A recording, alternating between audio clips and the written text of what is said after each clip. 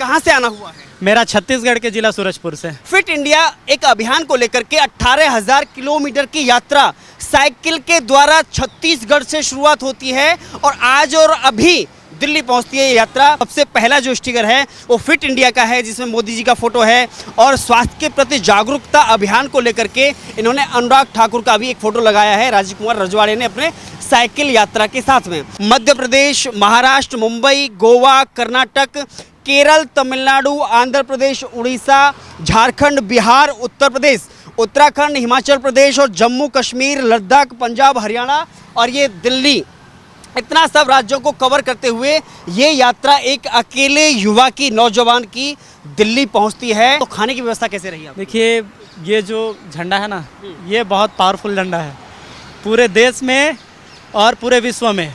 अगर आप कहीं भी जाएंगे तो आपको तो पता ही होगा कि हिंदुस्तान के झंडे का सम्मान पूरा विश्व करता है। श्रीनगर पहुंचने से पहले डल झील के आसपास 3 स्कूली युवकों ने स्कूटी से जा रहे थे, तो मेरा झंडा चलाता हूं तो पीछे उड़ता है वो, तो उन्होंने पकड़ के वो खींच दिया तो झंडा नीचे गिर गया और मेरे को 2 थप्पड़ मार लेते, बर्दाश्त कर लेता। देश का अपमान क्यों कर रहे हैं? शुरू से ही उनके मन में जो कट्टरपंथी विचारधारा भर दिया जाता है, शुरू से ही, आप तो जानते हैं, तो वही उनके दिमागों में भर दिया जाता है और वही इसका परिणाम है कि जो भारत देश के झंडे का वो अपमान करते हैं। यह स्थिति आपको इतने राज्यों में केवल जम्मू कश्मीर में देखने को मिली? हाँ, जम्मू कश्मीर में, बाकी किसी भी स्टेट में मुझे नहीं मिला। देश के यशस्वी प्रधानमंत्री माननीय श्री नरेंद्र मोदी जी से मेरी कोई मांग इच्छा नहीं है। एक देशभक्ति के जज्बे से 1 मिनट का मिलना है, फोटो हो जाए, एक अच्छा मैसेज चल रहा है, बाकी कुछ भी नहीं चाहिए। नमस्कार, मैं हूं केशव मालान। आज़ादी का अमृत महोत्सव पूरा देश मना रहा है, लेकिन इस बीच जैसे ही कहीं तिरंगा हमें दिखाई देता है तो हमें लगता है कि हर घर तिरंगा का सपना शायद साकार होने वाला है और उत्साह के साथ में साकार होने वाला है। लेकिन अभी जैसे ही हमें देखिए ये साइकिल पर, एक मिनट रुकिए भैया, 1 मिनट रुकिए। जैसे ही हमें अभी पीछे साइकिल पर तिरंगा दिखाई दिया, आगे भी पीछे भी, और इस पर मोदी जी का फोटो है और आगे मुझे लग रहा है कई सारे स्टिकर्स लगे हुए हैं, तो ऐसे हमने इनको हाथ दिया। भैया क्या नाम है आपका? मेरा नाम राजीव कुमार रजवाड़े है। कहाँ से आना हुआ है? मेरा छत्तीसगढ़ के जिला सूरजपुर से। लेकिन आज दिल्ली की सड़कों पर क्यों? देखिए, भारत की आज़ादी का जो अमृत महोत्सव चल रहा है उसमें मैंने 18,000 किलोमीटर का यात्रा निकाला था 12 मार्च को जी, 12 मार्च 2022 में। तो आज मैं यहाँ दिल्ली पहुँचा हूँ, आज के तारीख में उतना। जी जी। क्या अभी तुरंत दिल्ली में प्रवेश हुआ? हाँ जी जी। देखिए, ये हमारा सौभाग्य है कि इत्तेफाक से ही सही, लेकिन हमारी एक ऐसे शख्स से मुलाकात हुई है जो कि 18,000 किलोमीटर की, देखिए पीछे देखिए, पीछे जो इनके बोर्ड लगा हुआ है, एक भारत श्रेष्ठ भारत, जिस पर सबसे ऊपर सत्यमेव जयते, और वह शेर का जो चिन्ह है उसके साथ में 2 तिरंगा, 2 बड़े तिरंगा अगल बगल में लगे हुए हैं। स्वस्थ भारत, समृद्ध भारत, फिट इंडिया एक अभियान को लेकर के 18,000 किलोमीटर की यात्रा साइकिल के द्वारा छत्तीसगढ़ से शुरुआत होती है और आज और अभी दिल्ली पहुंचती है ये यात्रा। एक साहस देखिए, एक शक्ति देखिए, इच्छा शक्ति देखिए। एक युवा, कितनी उम्र है आपकी? मेरी 27 है। फिट इंडिया मूवमेंट को लेकर के आप निकले हैं? जी बिल्कुल निकला हूँ। एक मन में था, बिना गियर वाली साइकिल है और बहुत बड़ा चैलेंज था मेरे लिए, क्योंकि सब बोलते थे बिना गियर वाली साइकिल में तो इम्पॉसिबल है, तो मैं बोला कि नहीं, इसी में मैं करके दिखाऊंगा। चलिए, मुझे लग रहा है कि इनसे हम बाद में डिटेल में बात करें, उससे पहले जितना हमें दिखाई दे रहा है वो मैं आपको दिखाने की कोशिश करूंगा। सबसे पहले मैंने आपको बताया कि सबसे ऊपर आपके किसी की भी नजर जाएगी, आपको तिरंगा दिखाई देंगे, जो कि 2 छोटे और 2 बड़े तिरंगे हैं। उसके बाद में आपको इस पोस्टर पर मोदी जी की तस्वीर दिखाई देगी और फिट इंडिया, एक भारत श्रेष्ठ भारत के बाद में फिट इंडिया का एक इन्होंने यहाँ पे दिया है। 18,000 किलोमीटर की यात्रा आज़ादी के, यानी कि 75वां आज़ादी का अमृत महोत्सव मनाते हुए स्वस्थ भारत, समृद्ध भारत की इच्छा शक्ति लेकर के यहाँ पहुँचे हैं। साइकिल यात्रा है। देखिए, ये भारत का पूरा नक्शा इसमें बना हुआ है। राजीव कुमार रजवाड़े इनका नाम है, जिनकी यात्रा 12 मार्च से प्रारंभ होती है, लेकिन प्रारंभ सूरजपुर छत्तीसगढ़ से जो शुरू होकर के मध्य प्रदेश, महाराष्ट्र, मुंबई, गोवा, कर्नाटक, केरल, तमिलनाडु, आंध्र प्रदेश, उड़ीसा, झारखंड, बिहार, उत्तर प्रदेश, उत्तराखंड, हिमाचल प्रदेश और जम्मू कश्मीर, लद्दाख, पंजाब, हरियाणा और ये दिल्ली, इतना सब राज्यों को कवर करते हुए ये यात्रा एक अकेले युवा की, नौजवान की दिल्ली पहुंचती है। इस मन में, क्योंकि अभी आज़ादी का अमृत महोत्सव के तहत जब मोदी जी ने कहा कि हमें हर घर तिरंगा फहराया जाना चाहिए, इस बार आज़ादी का अमृत महोत्सव है, तो मुझे लग रहा है हर घर तिरंगा से इससे बड़ा मुझे लग रहा है कोई उदाहरण हो नहीं सकता कि दिल में तिरंगा, इस साइकिल पे तिरंगा और एक तिरंगे की शान सबसे ऊपर लगा करके छत्तीसगढ़ से एक युवा दिल्ली पहुंच जाता है। आगे 2 तिरंगे लगे हुए हैं, झंडियाँ लगी हुई हैं। ये साइकिल है, बिना गियर वाली साइकिल है जैसा कि इन्होंने बताया है, और साइकिल की भी हालत ज़्यादा हमें अच्छी नहीं लग रही है। और अगर इन स्टिकर की बात करें, देखिए आगे आइए, देखिए इन्होंने इस पर तिरंगे झंडे के साथ में कुछ स्टिकर लगाए गए हैं, जिसमें आज़ादी का महोत्सव के साथ में सबसे पहला जो स्टिकर है वो फिट इंडिया का है, जिसमें मोदी जी का फोटो है। और स्वास्थ्य के प्रति जागरूकता अभियान को लेकर के इन्होंने अनुराग ठाकुर का भी एक फोटो लगाया है, राजीव कुमार रजवाड़े ने अपने साइकिल यात्रा के साथ में। अगर उससे नीचे करें, करो योग रहो निरोगी, ये नारा बहुत पहले दिया था, यही नारे के साथ में दूसरा स्टिकर है। और फ्रीडम रन यानी कि दौड़ लगाना, फिट इंडिया, जब दौड़ेगा इंडिया तभी फिट होगा इंडिया, ऐसा करके इन्होंने हम फिट तो इंडिया हिट। नीचे देखिए चौथा जो इनका स्लोगन है, हम फिट तो इंडिया हिट, यानी कि खेलो कूदो, फिटनेस का दोस्त आधा घंटा रोज। फिटनेस का क्या है? ये है फिटनेस का डोज आधा घंटा रोज। देखिए लास्ट में है फिटनेस का डोज आधा घंटा रोज, यानी कि साइकिलिंग करिए। साइकिल ही आपने फिट इंडिया का मूल मंत्र माना है? नहीं, साइकिल ही फिट इंडिया का मूल मंत्र नहीं है, बहुत सारे माध्यम है। आप कोई भी चीज़ करिए, साइकिलिंग हो, योगा हो, रनिंग हो, वॉकिंग हो, लेकिन आधा घंटा अगर आप निजी करते हैं तो आपके सेहत के लिए बहुत अच्छा रहेगा वो। जी, ये यात्रा करने का मन में विचार कैसे आया और क्यों आया? देखिए, जब इतना बड़ा पर्व चल रहा है, माननीय देश के प्रधानमंत्री जी के द्वारा जो चलाया जा रहा है, तो सभी युवाओं में एक जोश और उमंग की भावना रहता है कि वो अपने देश के लिए क्या कर सकता है। मैंने जो मेरा देश के प्रति भाव था, फिट इंडिया को लेकर जो मेरे विचार थे, मैंने साइकिल यात्रा के माध्यम से ज़्यादा लोगों को इससे जोड़ने का प्रयास किया हूँ, और ज़्यादा से ज़्यादा लोगों तक एक देशभक्ति की भावना का संचार करने का मैंने प्रयास किया है। क्या रास्ते में किस तरह की कठिनाई आपको आई जब आपने साइकिल से सफ़र किया, क्योंकि समय का परिवर्तन समय समय पर रहा होगा, और किस तरह की समस्याएं आपको आई रास्ते में? बिल्कुल, रास्ते में चुनौतियाँ बहुत थी। जब मैं 12 मार्च को निकल रहा था तो सहमति घर से ही मतलब प्रॉब्लम था, थोड़ा सा पापा ने मना कर दिया था कि इतना लंबा यात्रा पॉसिबल नहीं है, प्लस इस साइकिल पे। तो मैंने बोला कि नहीं, मैं जाऊंगा। प्लस चुनौती भी ये था कि खाना पीना रहना इतना दिन का कैसे करना है अकेला व्यक्ति। और जैसे मैं पहाड़ एरिया में पहुंचा, उत्तराखंड हिमाचल में, तो पहाड़ी एरिया में इस साइकिल पे थोड़ा दिक्कत था, तो मैं साइकिल को भी अपने आप साथ चलाता था। लद्दाख में मुझे बहुत ज़्यादा दिक्कत आया, वहाँ ऑक्सीजन प्रॉब्लम। फिर उसके बाद जम्मू कश्मीर में तो पूछिए ही मत वहाँ की स्थिति तो आर्मी के वजह से मैं समस्त आर्मी वालों का, जितने हमारे देश के जवान हैं जो वहाँ तैनात हैं, सबका तहे दिल से धन्यवाद देना चाहूँगा। उन्हीं के बदौलत मैं झंडा जो लगा के आ पाया, नहीं तो वहाँ तो क्या ही बताऊँ मैं। क्या बताइए, जरा एग्जाम्पल बताइए, ऐसा क्या हुआ आपके साथ? श्रीनगर पहुँचने से पहले डल झील के आसपास 3 स्कूली युवकों ने स्कूटी से जा रहे थे, तो मेरा झंडा चलाता हूँ तो पीछे उड़ता है वो, तो उन्होंने पकड़ के वो खींच दिया, तो झंडा नीचे गिर गया। तो फिर वो आगे बढ़ गए, फिर मैं आर्मी वाले को बताया मैंने, तो आर्मी वाले ने फिर, मैं बोला कि आगे वो लड़का देख रहा था खड़े होकर, फिर मैं बोला सर मुझे डाउट हो रहा है कि वही लड़का है, अगर वो होगा तो मैं आपको इशारा करूँगा आगे जा रहा हूँ, आप रुकवाइएगा। जैसे ही आगे गया तो वो लड़का मेरे से माफ़ी मांगने लगा, बोला कि माफ़ कर दो भैया, मैंने नहीं किया, मेरे दोस्तों ने किया। मैं बोला जो किया उसको बुलाओ, और मेरे को 2 थप्पड़ मार लेते बर्दाश्त कर लेता, देश का अपमान क्यों कर रहे हैं। तो फिर मैं पीछे फिर आ गया, आर्मी वाले से मिला तो भी वो भी पीछे आ गया। फिर आर्मी वालों ने सबक सिखाया उनको, इतनी कम उम्र में बताओ, देशभक्ति का जहाँ भावना होना चाहिए उनमें थोड़ा भी नहीं था।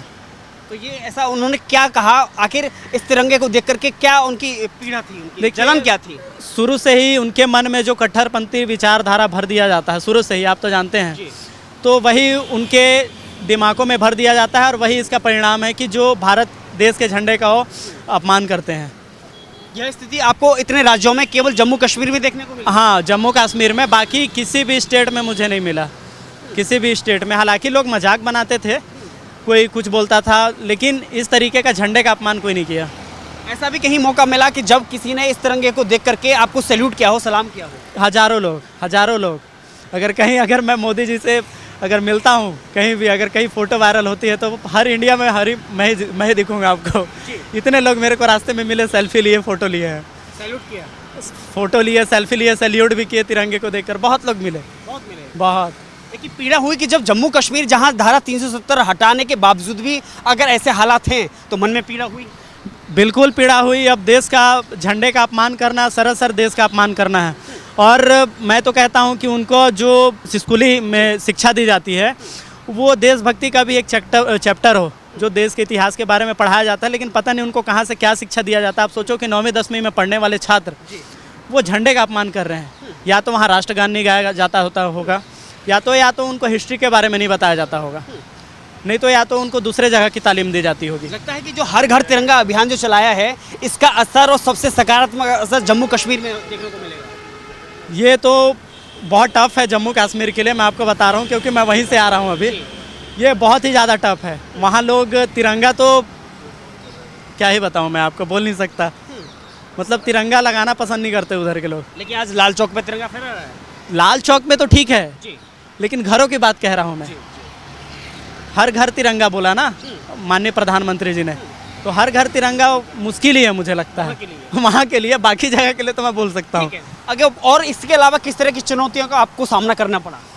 जाहिर सी बात है, धूप थी बहुत ज़्यादा। जब मैं 12 मार्च को निकला था तब थी धूप। खाने की भी कहीं कहीं समस्याएं आती थी, लेकिन इतना मैंने अपने जीवन में इस यात्रा में मैंने देखा कि अगर आप अपने आप को किसी कार्य के प्रति पूरी निष्ठा से अगर समर्पित कर देते हो तो भगवान भी आपके साथ रहता है। तो कहीं ना कहीं किसी भगवान के रूप में ही कोई व्यक्ति मेरे साथ मदद करने के लिए आ जाता था। सवेरे जब मैं निकलता था तो शाम को रुकने का कोई ठिकाना नहीं रहता था, फिर भी पता नहीं कैसे कैसे व्यवस्था हो ही जाता था। सुबह से शाम तक की दिनचर्या आपकी कैसे रहती थी? सवेरे मैं निकलता था 5 साढ़े 5 बजे निकल जाता था, रनिंग करता था। 50-60 किलोमीटर रनिंग करने के बाद कहीं देख के नाश्ता वास्ता कर लिए 11 साढ़े 11 बजे। 11:30 बजे तक मैं 50-60 किलोमीटर कर लेता था, 60 किलोमीटर ऊपर भी हो जाता था। फिर खाने के बाद और चलाता था साइकिल। उसके बाद 2 या 3 बजे 2 बजे तो भोजन करता था। भोजन करने के बाद डायरेक्ट शाम को जहाँ रुकता था फिर वहाँ भोजन करता था। लेकिन ये सब रुकने की व्यवस्था आपने होटल में रखी या किसी के घर में या जानने वालों के यहाँ, ये रुकने की और खाने की व्यवस्था कैसे रही आपकी? देखिए, ये जो झंडा है ना, ये बहुत पावरफुल झंडा है पूरे देश में और पूरे विश्व में। अगर आप कहीं भी जाएंगे तो आपको तो पता ही होगा कि हिंदुस्तान के झंडे का सम्मान पूरा विश्व करता है। तो जाहिर सी बात है, आज भी देशभक्तों की कमी नहीं है पूरे इंडिया में। तो वैसे ही देशभक्त मुझे जगह जगह मिले जिन्होंने खाने रुकने की व्यवस्था करी इस झंडे को देख करके। हाँ, मोदी जी को बहुत पसंद करते हैं लोग। जी, बहुत करते हैं। हाँ, और किस तरह का कोई ऐसा अनुभव रहा हो जिसके मन में आपने डर पैदा हुआ हो या फिर फक्र हुआ हो, कोई ऐसा एग्जांपल आप बताना चाहेंगे? किस टाइप? बीच में इतनी लंबी यात्रा में कुछ दुखद और सुखद कोई घटना का जिक्र करना चाहेंगे किसी भी उसमें? देखिए, मेरे पास तो बीच में फंसा था मैं, पंचर भी हो गया था ऐसा जगह जहाँ कुछ था नहीं, कुछ बनाने के लिए मेरे पास था भी नहीं। तो वहाँ 4 बजे की बात है, एक अंकल साइकिलिंग कर रहे थे। तो साइकिलिंग कर रहे थे तो उनके पास छोटा वाला पंप था। उन्होंने मुझे ये महाराष्ट्र की बात बता रहा हूँ मैं, तो उन्होंने पंप से मेरा हवा भी भरा। हवा भरने के बाद मुझे लड्डू भी खिलाया। महाराष्ट्र का बहुत फेमस लड्डू था वो, और मुझे आर्थिक सहयोग भी किया उन्होंने। ये 4 बजे की बात है और जस्ट मैं निकला उसी टाइम, और पता नहीं कैसे सहयोग से वो हमारी मुलाकात हो गई, नहीं तो 4 बजे कौन मिलता है। उसके बाद महाराष्ट्र की ही बात है, जब मैं जा रहा था मेरे पास उस दिन खाने के लिए पैसे तक नहीं थे। तो जब मैं चढ़ाई चढ़ रहा था गोवा जाने के लिए, तो खाने के लिए नहीं था और मन में मना रहा था कि अब क्या किया जाए। तो दिल से आवाज़ दिया, भगवान को याद किया मैंने। तो एक बच्चा मेरे पास आके मेरे को पानी भी पिलाया उस बच्चे ने। फिर मैं जब 1 किलोमीटर आगे चल गया तो बाइक से आया और मेरे लिए टिफ़िन में खाना लेकर आया था। वही बच्चा? हाँ, वही बच्चा। अब सोच लीजिए, मतलब अंदर से कनेक्ट कैसे दिल से जुड़ा भगवान का, और वो बच्चा खाना लेके आया, और कहाँ से उसको कैसे पता चला कि मैं भूखा हूँ और मेरे पास कुछ भी नहीं है। ऐसे बहुत सारे वाक़या हैं इस यात्रा पे। तो बहुत यहाँ तक पहुँचा हूँ, बहुत संघर्ष करके मैं पहुँचा हूँ। आज दिल्ली क्या उम्मीद लेकर के पहुँचे हैं? दिल्ली में क्या उम्मीद है आपको? बिल्कुल, देखिए, सबका एक चाह होता है, जब कुम्हार मिट्टी से बर्तन बनाता है, जब तक उसको संपूर्ण आकार नहीं दे देता तब उस बर्तन का कोई मोल नहीं रहता, उसको कोई खरीदता तक नहीं है। तो वैसे ही मैं भी इस उम्मीद से आया हूँ कि ये जो मेरी यात्रा है, मैं भी इसको एक सकारात्मक ऐसा रूप दूँ जिससे लोगों तक एक अच्छा मैसेज जाए। तो माननीय खेल मंत्री श्रीमान अनुराग ठाकुर जी से मिलना की चाह है, देश के यशस्वी प्रधानमंत्री माननीय श्री नरेंद्र मोदी जी से मेरी कोई मांग इच्छा नहीं है। एक देशभक्ति के जज्बे से 1 मिनट का मिलना है, फ़ोटो हो जाए, एक अच्छा मैसेज चल रहा है, बाकी कुछ भी नहीं चाहिए। बाकी आपकी यात्रा सफल हो जाए? हाँ, सफल हो जाएगी। बाकी बीच में उत्तर प्रदेश में योगी को लेकर भी कुछ विचार आया? योगी जी से मैं एकदम रूबरू सामने में था, जब गोरखपुर में था, भारतीय जनता पार्टी कार्यालय का उद्घाटन समारोह था। योगी जी और मैं आमने सामने ही थे, मैंने नमस्ते भी करा उनको, लेकिन बहुत ज़्यादा भीड़ भाड़ था तो मैं बात ही नहीं कर पाया वहाँ। उनसे भी इच्छा है मिलने की? बिल्कुल इच्छा है मिलने की, अब मुलाकात हो जाए तो क्यों नहीं मिलेंगे हमारे। चलिए, मुझे लग रहा है जिस तरह से हज़ारों लोगों ने राजीव भाई को सैल्यूट किया हो, तो हम भी आज खबर इंडिया की तरफ से आपको सैल्यूट करते हैं, क्योंकि अच्छा लगा देख करके जब हमने देखा तिरंगा लेकर के और साइकिल पर आप फिट इंडिया मूवमेंट को लेकर के, फिट इंडिया के स्लोगन के 18,000, जहां लोग 1800 मीटर या 18 मीटर पैदल चलना पसंद नहीं करते हैं और कहीं कहीं उसकी तलाश करते हैं रिक्शा की या टैक्सी की या गाड़ी की, अलग अलग सुविधाएं देखते हैं। वहाँ एक राजीव जैसे युवा, वो भी छत्तीसगढ़ जैसे प्रदेश से, जहाँ नक्सलियों का एक बोलबाला रहता है, आए दिन घटनाएं होती हैं, वहाँ से 18,000 किलोमीटर की साइकिल से यात्रा करके दिल्ली इसलिए पहुँचते हैं कि मेरी देश की आन बान शान तिरंगा तो है ही, लेकिन इसका मस्तक, इसका सर तभी ऊंचा रहेगा जब हर व्यक्ति, हर युवा फिट रहेगा, हिट रहेगा। क्योंकि लास्ट का स्लोगन आप देखिए, फिट का केवल एक ही वो है कि आधा घंटा रोज, फिट का डोज आधा घंटा रोज, यानी कि साइकिल चलाइए, साइकिलिंग करिए, और यही इनका मूवमेंट, यही इनका आज का मैसेज है। तो खबर इंडिया की तरफ से आप भी देखिए, और मुझे लग रहा है कि आपको बहुत बहुत शुभकामनाएं आगे की यात्रा के लिए, कि आप जो उम्मीद लेकर के आए हैं वो आपकी सफल हो। बहुत बहुत शुक्रिया।